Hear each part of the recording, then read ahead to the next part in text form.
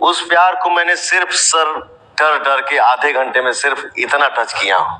हाँ तो दोस्तों, पवन सिंह से बड़ा सवाल पूछा गया। अक्षरा सिंह से प्यार था, अक्षरा सिंह को आई लव यू बोला। इसी से जुड़ी अपडेट दूंगा, तो वीडियो के अंत तक बने रहें।